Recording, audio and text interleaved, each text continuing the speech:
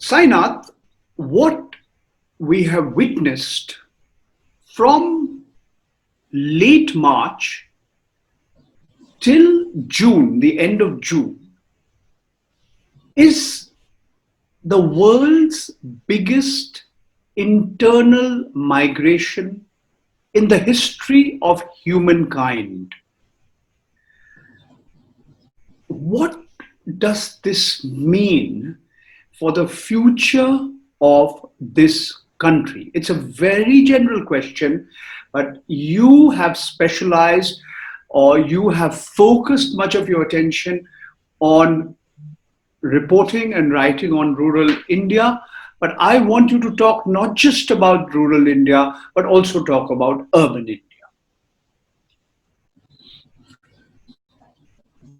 Firstly, that we know it's the largest migration or internal movement ever, but we still do not have a measure of how large it was or is. You had on March 31st, the government of India going on record in the Supreme Court saying not a single person is on the streets or highways. The Solicitor General no less, and the Union Home Secretary instructing him no less. So they said there wasn't. 12 days later, they said more than, a few million, more than a million had been accommodated at shelter camps, maybe 1.3 million, 1.4 million. 12 days after declaring there wasn't a single person. So they have no idea of what happened in between them, right? Or before. Second, they said that more than 1 crore, that is something like 13, 14 million human beings, had been fed at food camps. Now, even this was very interesting because at the time they were talking, August 12, August 15, the shelters they were talking about, 69% of those shelters were in the single state of Kerala. Not in UP, not in Bihar, not anywhere else. 69% in a small state called Kerala, physically small state. Second, on having said this about the numbers, having admitted to, without admitting to goofing up, telling them, okay, there are millions on the move, telling the court, on May 28th, on May 28th, they announced that 9.1 million human beings had traveled on special trains organized by the governments in the preceding 28 days. Now, this doesn't count a single person who moved between March 25th and May 1. And even on those trains, millions were trying to get on. The waiting lists, the contact lists were huge. Nobody could get a fix or a hold on them. And millions were still walking. Then by June 15, another few million had gotten onto those trains. People were moving on foot in the largest numbers, on train, on bus. Sometimes local administrations would give people a bus escort through their 2 districts or whatever, like it happened in Nagpur for some people. What we are looking at is not less than, what we do know from all these numbers is that it's not less than 20-25 million people who moved. Not less than that. And it could be twice that number. So that's why I'm saying we know it was the largest ever, but we do not know how large. There is no such, verifiable data, nothing. Also remember that the media covering the migrations was about looking at suddenly how the city broke down. And not only looking at the breakdown of the city, but a lot of cameramen standing at the edge of the city as people went onto the highway. Like, for instance, the Mumbai-Nashik highway. Through this period when people were going by trains, when going by buses, if you looked at the Mumbai-Nashik highway in this period, there were more people. I was, you could say I'm a extremely frequent flyer or traveler on that highway, frequent traveler on that highway, leading to Vidarbha and other places. But I mean, through Nashik and then onwards, etc., etc., because I did a lot of stuff in Nashik division as well. However, never in all those decades that I have been on that highway has the highway been as crowded as it was after March the 26th.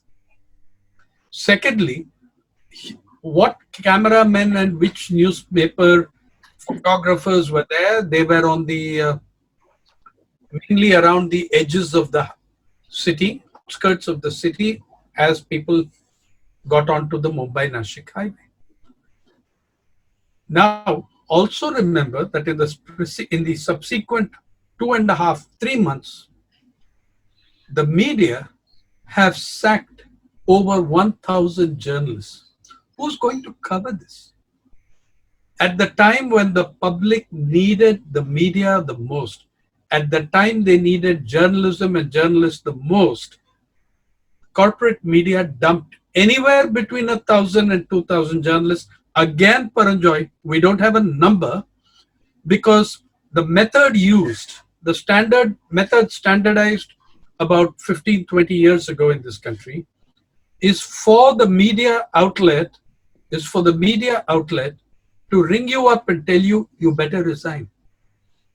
So you're not going to know how many sackings and terminations there were ever because of the number of people, who were intimidated into resigning. Now, one of the things, like say in Mumbai, many of the journalists who have received such calls, several of them have spoken to me.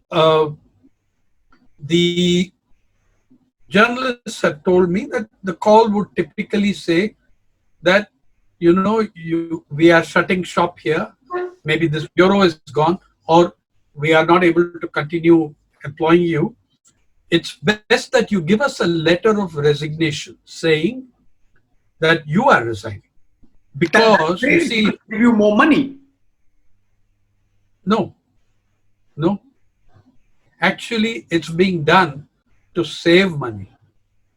It's being done to save money because if the employer terminates him, he's going to have to give him a severance package. Whereas if he resigns, many of those who resigned were not given a severance package. If you resign, you're resigning, man. Why should they give you a severance package? So they make it look as if they're doing you a favor. I say, Paranjoy, it's better you resign and move on, because if I have to sack you, how does that look at your next interview? Many of the journalists were asked this question. When you go for your next job interview, it won't look good if your services were terminated. As if there is going to be a frigging job interview in the next year anywhere.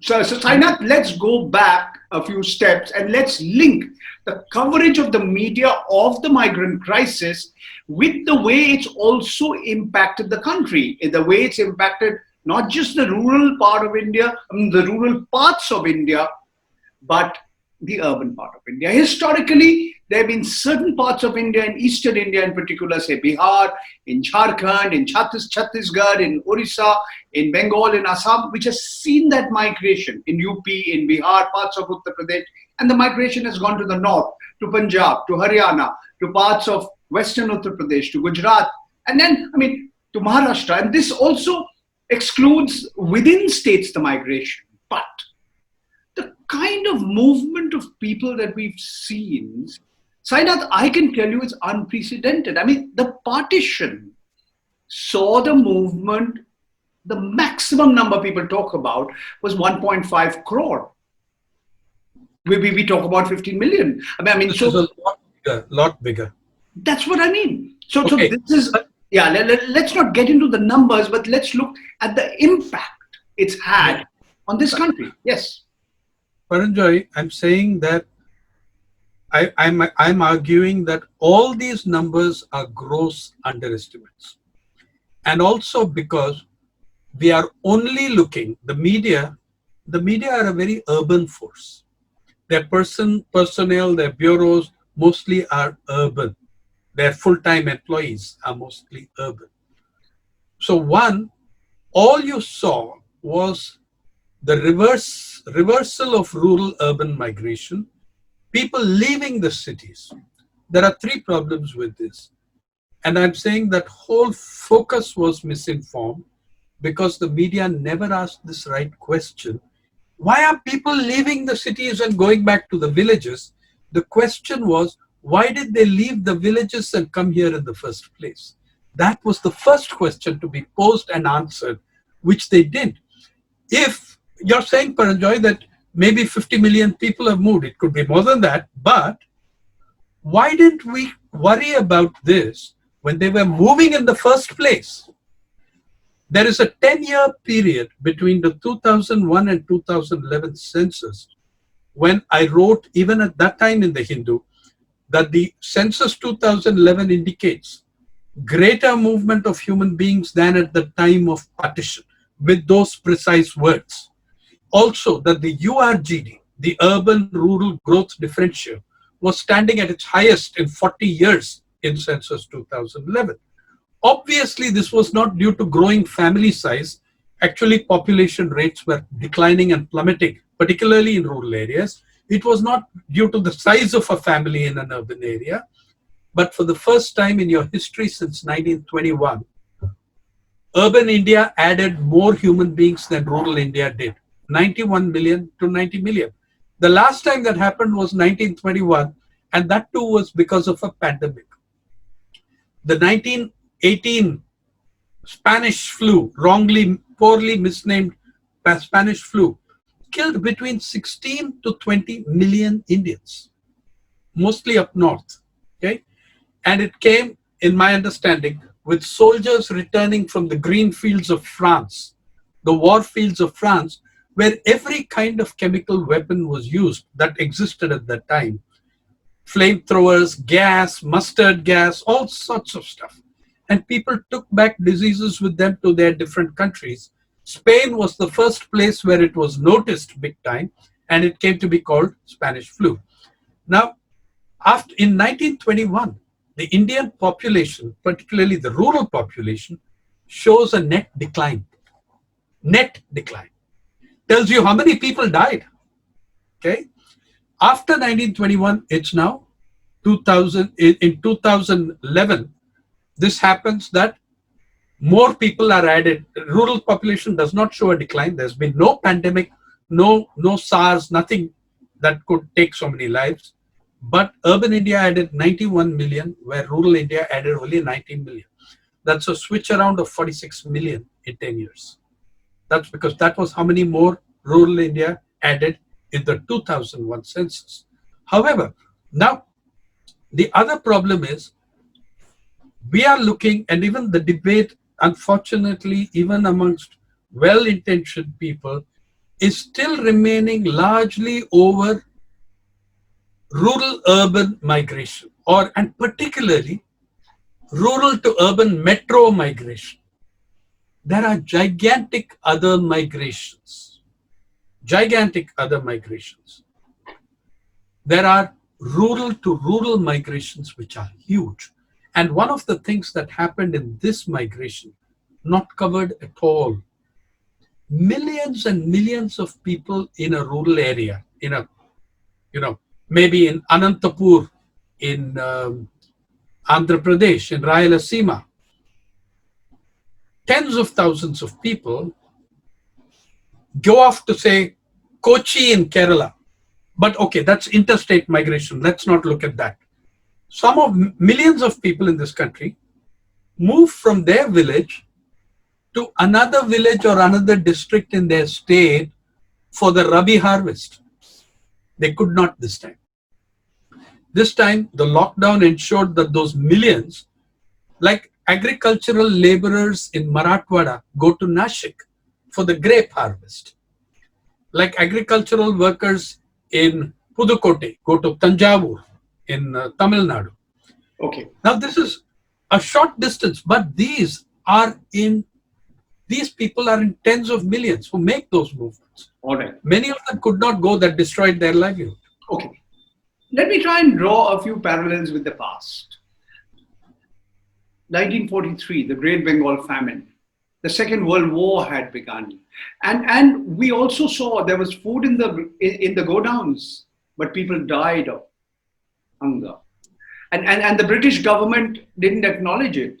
Winston Churchill even said they are breeding like rabbits in the war cabinet. But I'm saying, can we draw parallels between what happened then and what's happening today? The Food Corporation of India has 3 times the amount of grain, wheat, and rice than what is considered to be a safe buffer.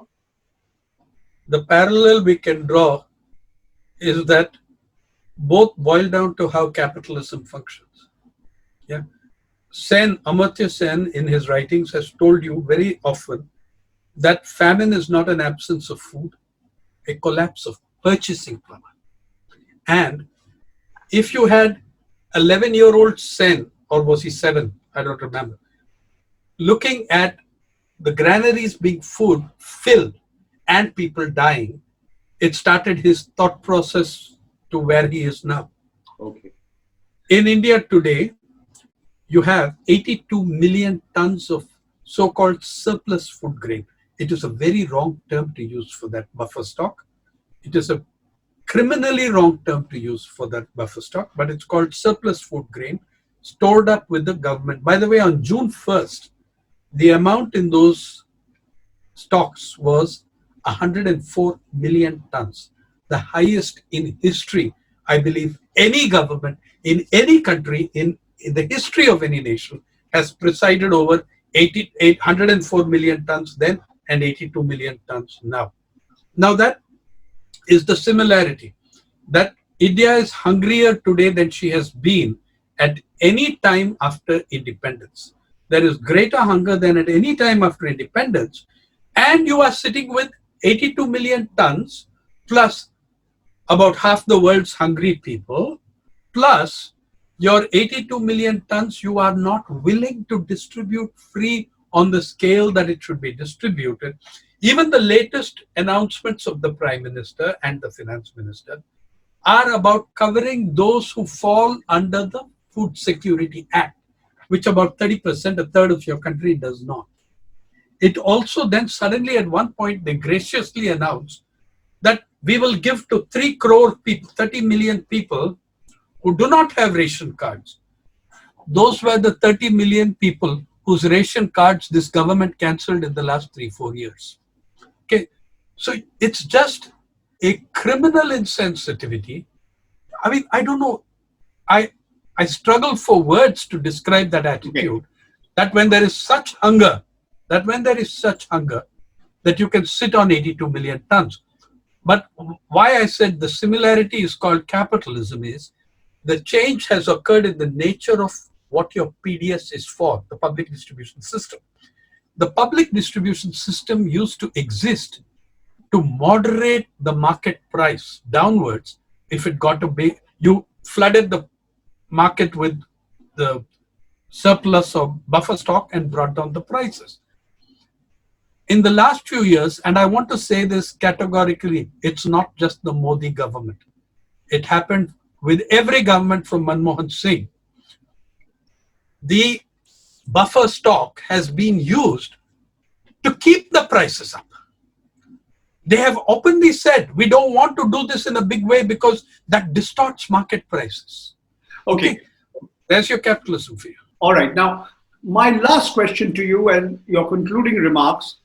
The Indian economy is shrinking. It's just, we are debating as to how much it will shrink. Will our gross domestic product shrink by 3.5% or will it shrink by 9% or 10%? That inequality, which has already had grown, is going to go further. On that, there's no doubt. But what do you see is likely to happen in this country in the next few years? We have a government which was majoritarian, which was authoritarian. which in fact you could argue has been used the pandemic to become even more authoritarian, even more dictatorial, and you've seen the impact on the media as well. So if you can sort of give me your concluding remarks of where you see India in 2021 and 2022 and the next few years. Yes. I think we are between a rock and a hard place. Yeah. And number one. Secondly, uh, notice the difference between how some industrialized countries are behaving and responding to the pandemic and how we are responding. We are in Trumpian mode, okay, the way we are responding. Uh, Except that we have today, a more faithful media chorus to say that whatever the man does is great. Hmm.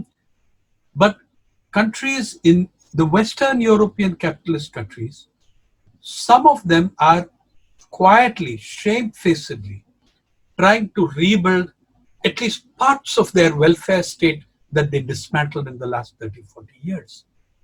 We are using it to accelerate what remains of the welfarist measures in this country. In the midst of the pandemic, you have an announcement that the private sector can now enter space research and ISRO and work with ISRO.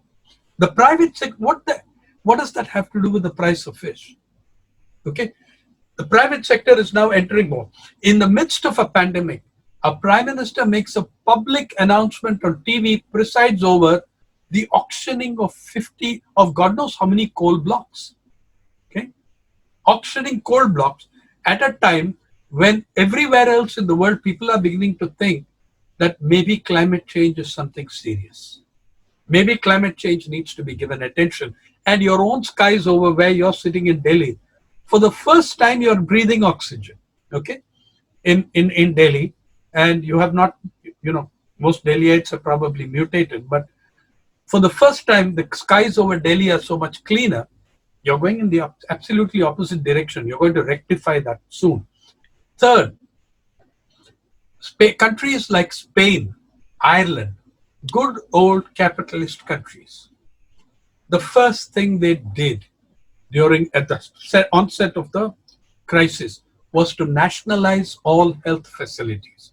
Now, I have no illusions about this. After they have put public money into those private health sources, they will hand them back to the private sector. I have no doubt about that. This is what Sweden did with the banks in 91. When the bankers bankrupted that place, Sweden took over the banks, then nourished them, weaned them on public, on the milk of public kindness, and then reprivatized them. Here, the healthcare sector, private healthcare sector, is more powerful than ever before. The racketeering and profiteering, where, that to get a death certificate in Mumbai means 10,000 rupees for someone living in the slums. Because the government hospitals cannot give you a death certificate for someone unless they do an autopsy. They are bursting. They cannot do such things. They cannot do postmortems. So you go to a private doctor who doesn't give a damn about the body, but will give you your certificate for 10K. I live in the vicinity of 3 5-star hospitals that are charging people 6,500 or more for a COVID test.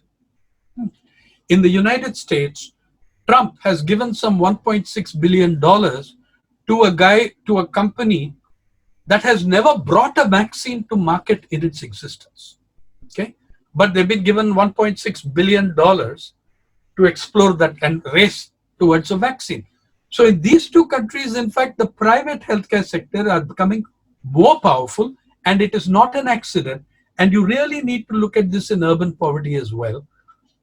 It is not an accident that in the United States, the largest number of individual bankruptcies in the last 30, 40 years have come from health expenditures. In the United States, in India, the Public Health Foundation of India showed us in a study, in a single year in this decade, in a single year in the decade that we are just getting out of, 55 million Indians fell below the poverty line due to health spending. I, in the quarter of a century in which I have spent most of my life in the villages, will tell you that the data, not only the data, if, even the data that underestimate things, tells you that the fastest growing component of rural family death is health spending. So this is going to be a gigantic step we are going to take to further consolidate the private health sector. That's going to have a deadly impact in the urban and rural areas. So that's one. So smart cities, health, education. The impact of on education is beyond disastrous. It's beyond disastrous. Okay. Now you can look at the National Sample Survey Organization's report of 2018 on social consumption in education. The gap between urban and rural, and even urban, is pretty bad. They've looked at four kinds of things. How many people, households with computers, households with internet facility, people in population with the ability to use the internet. Do you know that rural Karnataka does worse than rural UP? And Karnataka is home to India's Silicon Valley. Okay. Now, now how many kids, when you have gone off to online education in Maharashtra, in the People's Archive of Rural India, we are doing stories from everywhere on this. In the tribal areas of Maharashtra, like Palghar, Thane, how many kids up to 5th standard or up to the elementary level own a smartphone? How many of them having a smartphone have network? I got you. So you're looking at each and every sector. The damage will be colossal. It will lead to, but I also want to tell you that we need to completely trash several bogus concepts, like what we use. Now, GDP is a concept that has its role, it has its place. But it's only in the last 30, 40 years that we take it as a measure of national well-being. You're going to see, as the misery gets worse, you're going to see, oh, agriculture is booming this year. Yeah, because it's how we construct those figures, how we construct that data, instead of looking at it through the lives of people. Okay, thank you so much, Sainath, for speaking to us.